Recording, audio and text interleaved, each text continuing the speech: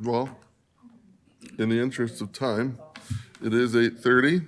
I will call the January 2nd, 2025 Environment and Land Use Committee meeting to order. Roll call of committee members. Kevin Whalen here. Tony Munson. Kellen Nelson. Stacy Klein. Andy Todd. Haley Passo, DLM. Mark Carlson. Thank you. We have, I've certified that open meeting law requirements have been met with proper posting. We have an 11-item agenda. I'd entertain a motion. I'll make that motion. Second. Motion by Todd, second by Munson. All in favor, say aye. Aye. Opposed?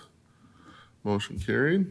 Has everyone had a chance to read through the minutes from last month, the December 6th meeting?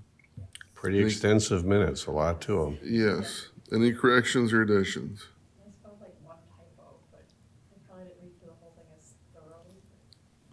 It's a lot to read. Yeah. There's one part where like the T is missing off brought. I know it's on page 7 somewhere, but I don't know if that's Probably a big deal. not to me, but I have to entertain a motion. I move to approve the minutes. Moved by Whalen, I'll second it. second by Todd. All in favor of approving, say aye. Aye. Opposed? Motion carried. Zoning update from Mark.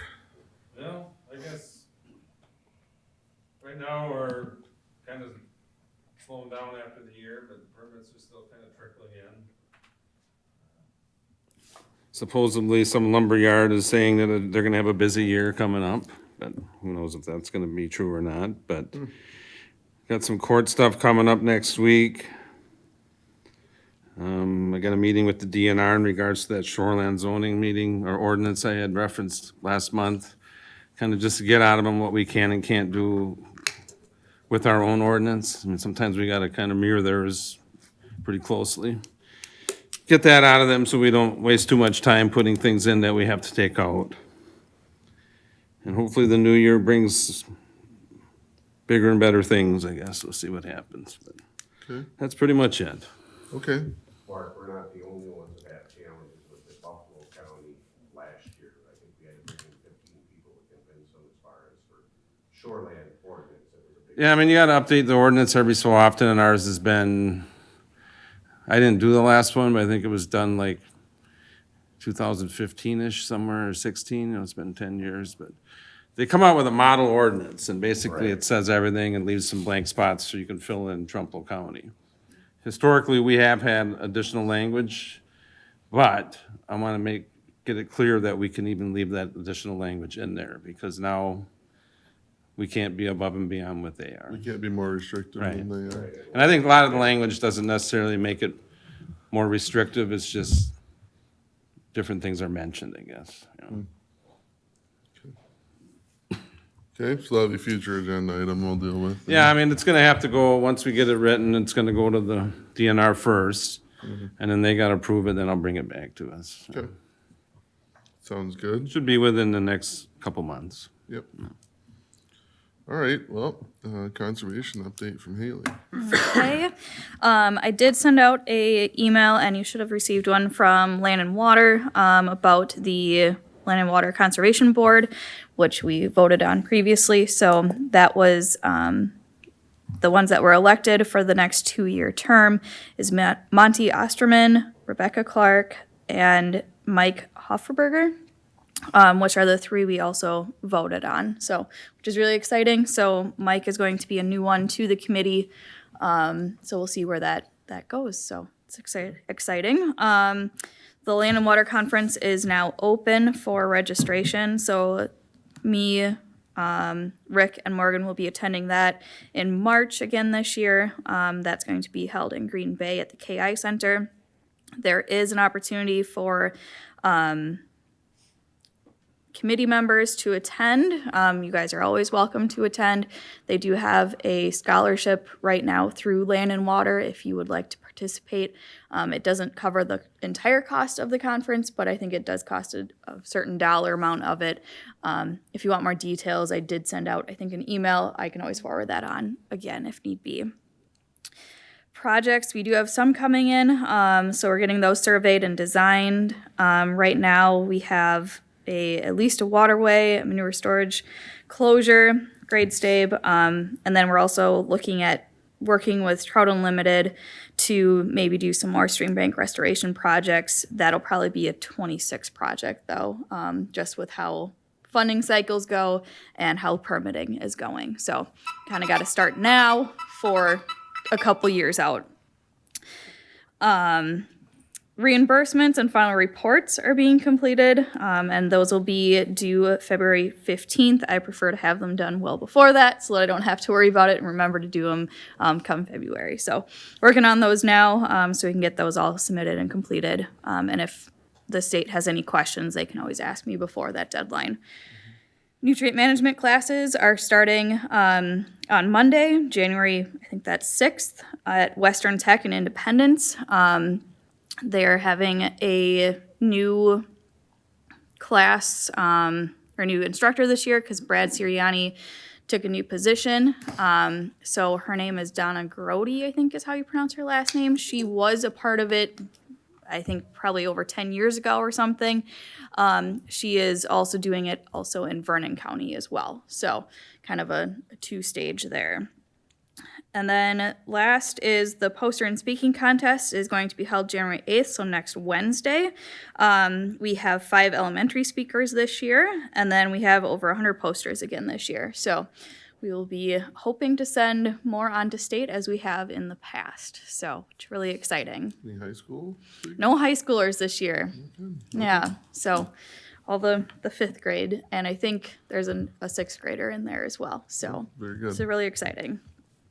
So that is my conservation update. If you have any questions, just let me know. All right, thank you, Haley. Any questions for her? I'll just mention quick, because I went to the Wisconsin Land and Water Board of Directors meeting, because Mary couldn't make it, so I'm the alternate. So that was very interesting to learn, like, where they're, I mean, we went through the budget and approved that, just where, I mean, most of that money comes from like, grants. It seems like pretty stable funding, which is nice to hear too. And they're all really excited about that scholarship for an LCC member Yes. to go to the conference. So we'll get that. Yeah, so we'll see.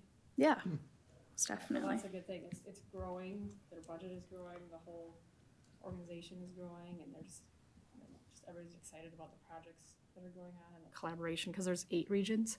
Yes. Is that how that goes? Yep. Yep. So one person from each region, like an LCC, like land conservation committee person goes, and then I got to meet Monty and Mike.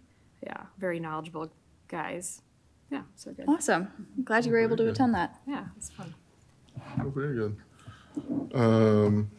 Okay, item 8 is NRCS operational agreement. Yeah, so I am bringing this forward to you guys, and Ryan Swadek from NRCS is here today if we have any questions, and he can give a little bit more detail if need be on the NRCS operational agreement. So in the past, we had that, correct, Ryan? It's been a couple years now since that's been actually signed with the new state conservationist with NRCS. These are coming back in to be set forth with land conservation departments throughout the counties. This allows us to work a little bit more closely together and exchange information on projects that we are working on.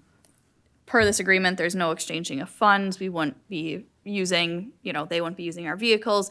We could, in the agreement, use theirs, but we have our own, so it's not a necessary thing for us to use theirs.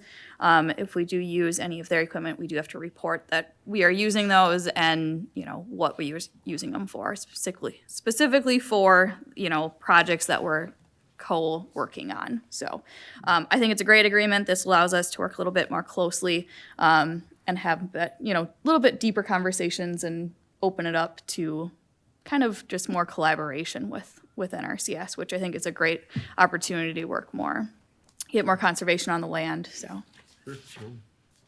And another thing with the agreement, it's a great PR for when, like with the high schoolers, when you guys are working so close together. My kids didn't know it was 2 groups ever.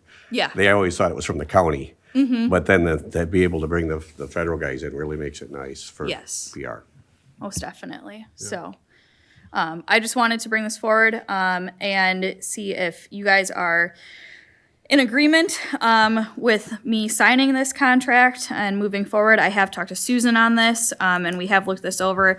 We looked it over last January, and then again here when they sent it here at the end of the year. So, we didn't have any questions on those. And as far as like the sharing of information, if we get an open records request, I would be bringing in Susan and also talking to NRCS if I can share any of that, personal information.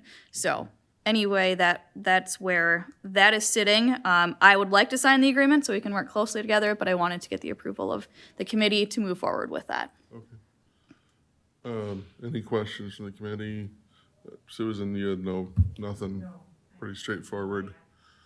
Okay, Ryan's here. I mean, anyone have any questions for him? Yeah, no. You have anything for me? I'm Ryan Swadek, I'm a district conservationist with NRCS. I don't know if I've met all of you before. You probably better get up If to you the want mic. to come up, Grit, and then press the little button on the mic there. Yep, perfect. So I'm Ryan Swadek, I'm a district conservationist with NRCS. I work in Trempealeau and in La Crosse County.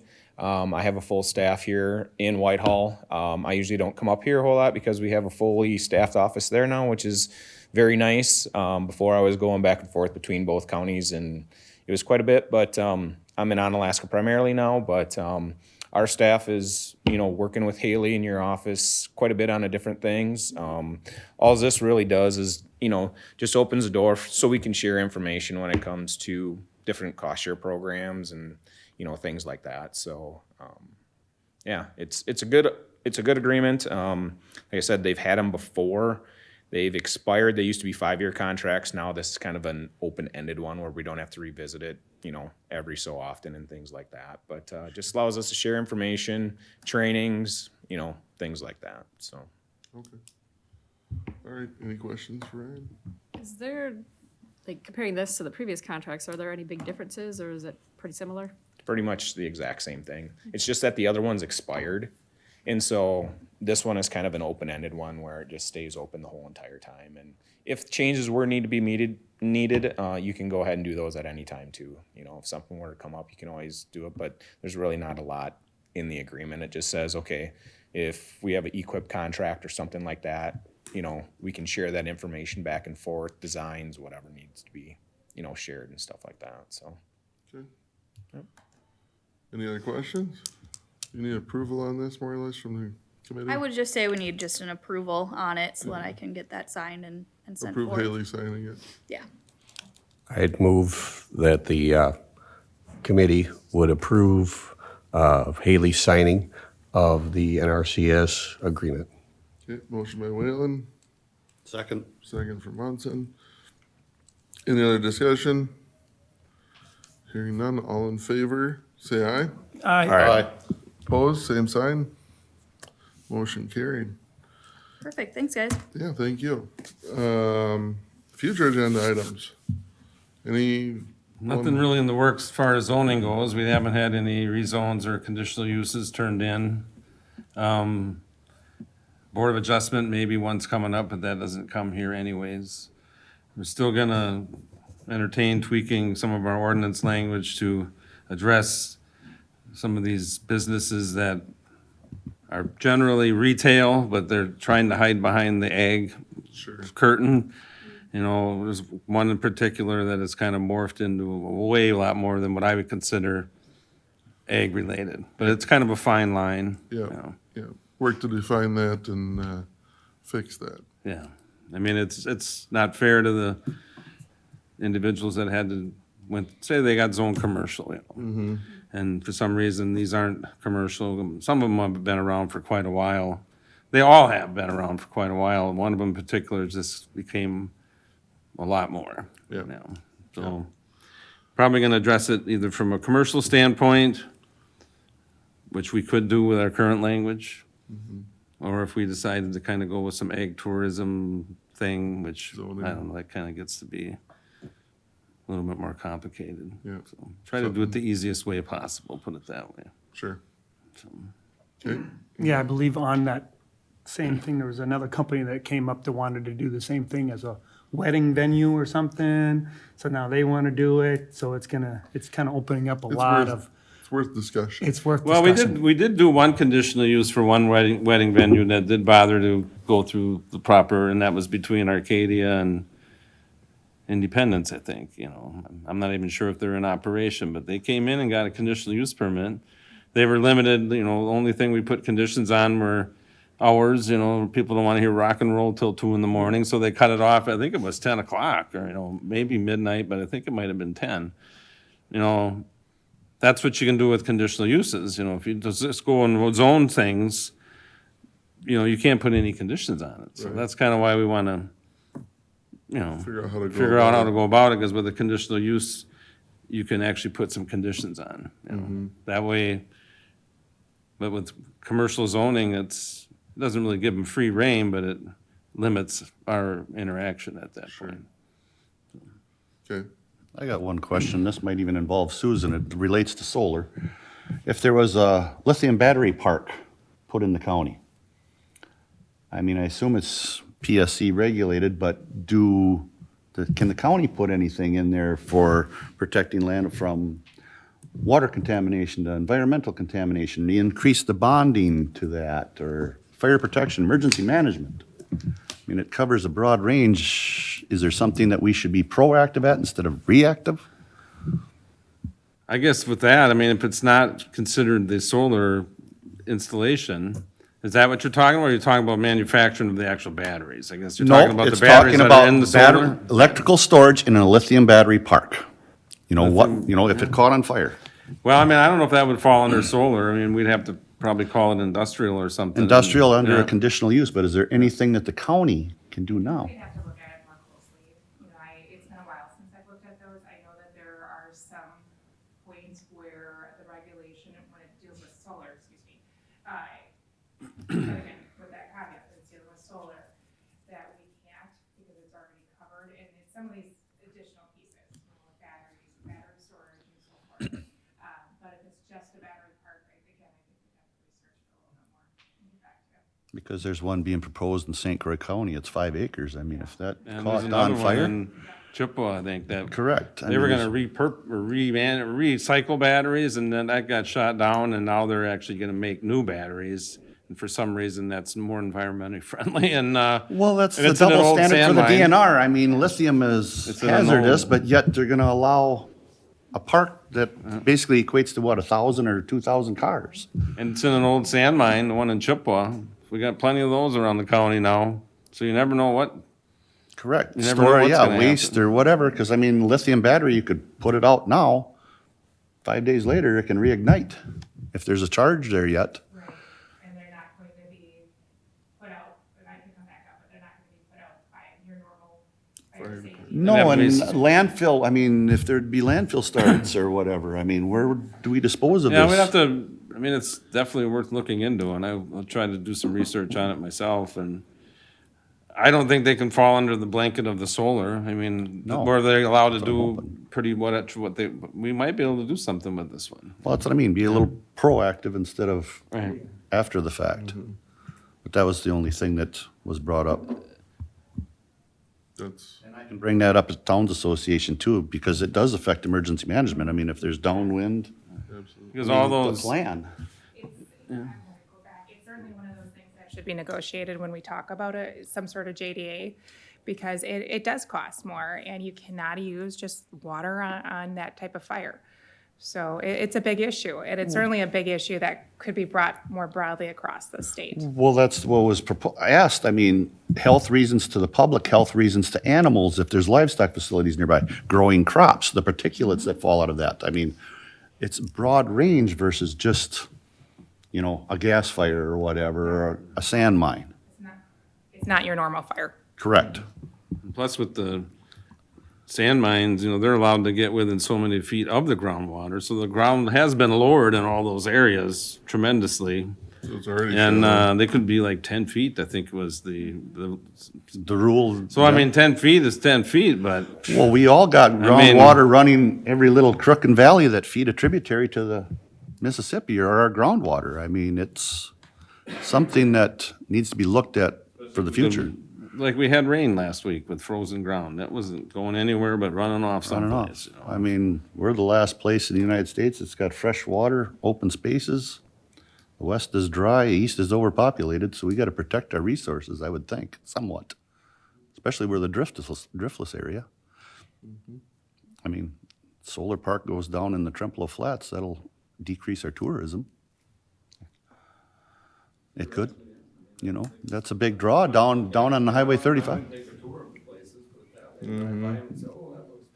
Yeah, right. I mean, yeah, it could affect Trempealeau County. I mean, they're talking about 2 bridges down in the Trempealeau, how that'll affect tourism. I mean, what will all this affect if it comes? So, no, that's fine. Very good. Haley? There will be a conditional use for livestock sighting permit next month, and I'll probably have another one in March, I would assume. So those are coming for the poultry barns again. Okay. So just a few more coming. Trying to think, there might be a couple more later in the year as well. So still trickling in. Okay. Very good. Our next meeting date, unless anyone else has anything, our next meeting date is scheduled for Wednesday, February 5th, at 8:30. Stick with our regular scheduled, I think. With that, then, I will adjourn the meeting at 8:52.